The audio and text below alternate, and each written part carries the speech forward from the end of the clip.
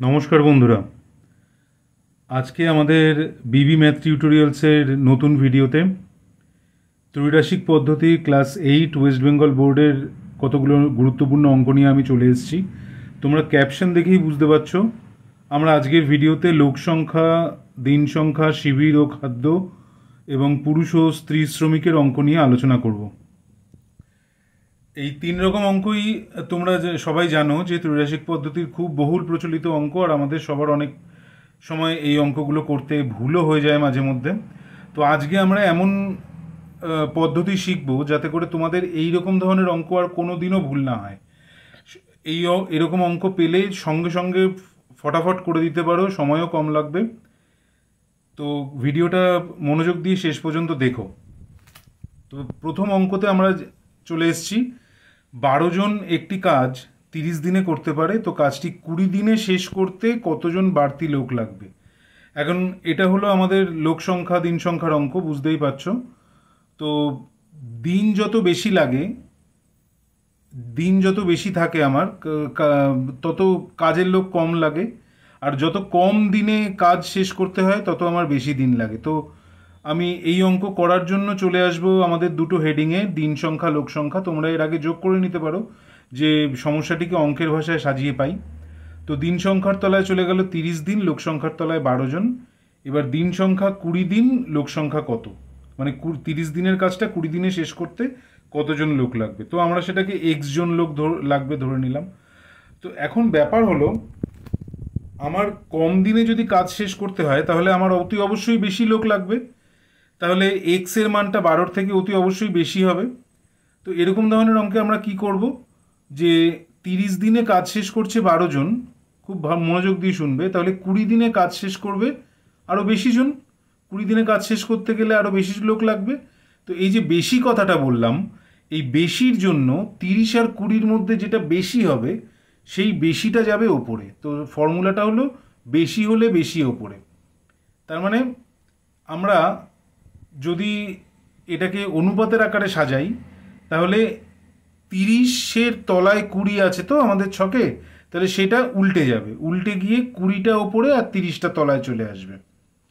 কিন্তু এটাকে যদি আমরা ভগ্নাংশের আকারে সাজাই, তাহলে 12 গুণ দিয়ে ওপরে 30 যাবে, নিচে 20 যাবে।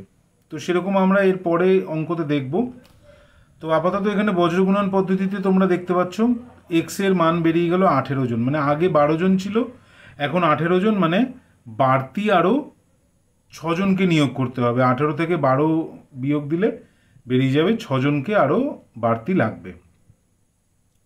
আশা করি বুঝতে পারলে অঙ্কটা। তো এইটা গেল আজকে প্রথম অঙ্ক। আজকে দ্বিতীয় অঙ্কতে চলে আসছি আমরা, যে 4000 জন সেনার একটি ক্যাম্পে 190 দিনের খাবার মজুত আছে। 30 দিন পর 800 জন সেনা অন্য একটি শিবিরে চলে গেল, বাকি খাবারে অবশিষ্ট সেনার কতদিন চলবে। এখন একই খাবার যদি লোক কমে যায় তাহলে আরও বেশি দিন চলা উচিত। তাহলে আমরা এখানে কিভাবে সাজাবো, যে সেনা সংখ্যা আর দিন সংখ্যা, বা সৈনিক সংখ্যা বা দিন সংখ্যা, খাবার মজুদ যেটা।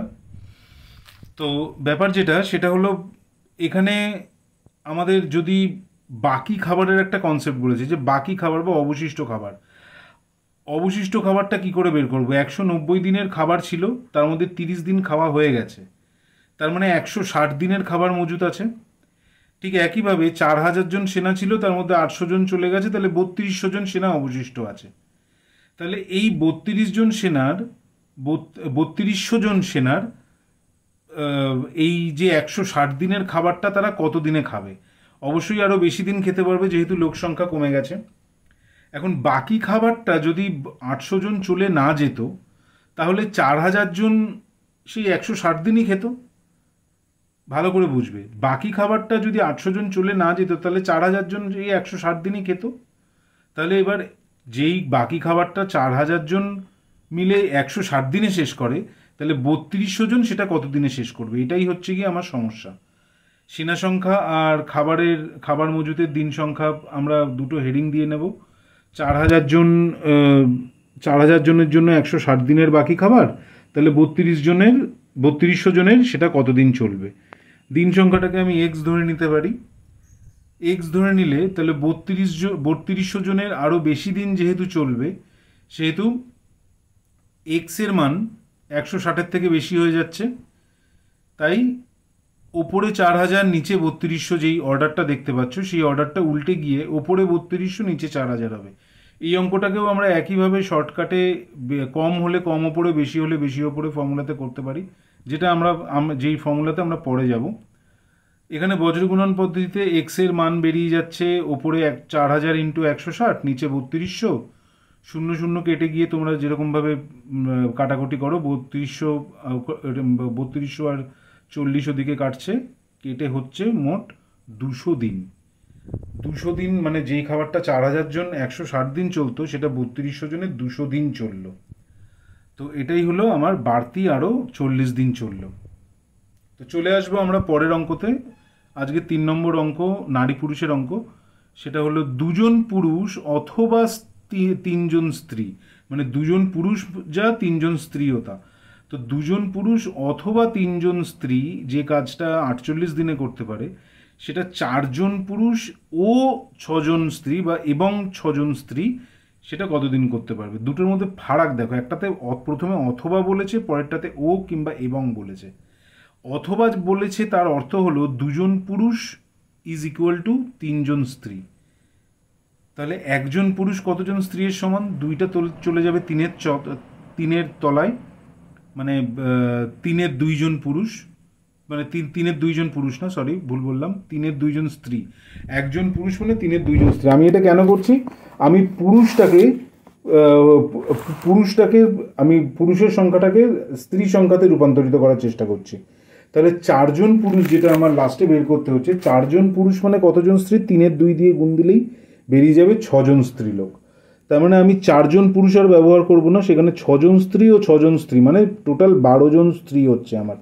তার মানে যেই কাজটা 3জন স্ত্রী 48 দিনে করতে পারে, 3জন স্ত্রী 48 দিনে করতে পারে, সেটা 6 + 6 12জন স্ত্রী লোক কত দিনে করতে পারবে। এটাই হলো আমার আসল সমস্যা। তো আমি সমস্যাটাকে সাজিয়ে নেব স্ত্রী সংখ্যা এবং দিন সংখ্যা দিয়ে। স্ত্রী সংখ্যাতে আগে আমরা পেয়েছি 3জন স্ত্রীলোকের কথা, 3জন স্ত্রীলোক 48 দিনে করছে। তো এবার 6 + 6 12জন স্ত্রীলোক, ওটা কত দিনে করবে, সেটাই আমার সমস্যা। তাহলে 12জন স্ত্রীলোক যদি 3 থেকে যদি 12 বেড়ে যায়, তাহলে অবশ্যই দিন সংখ্যা কমে যাবে, আরও কম দিনে কাজ শেষ হবে।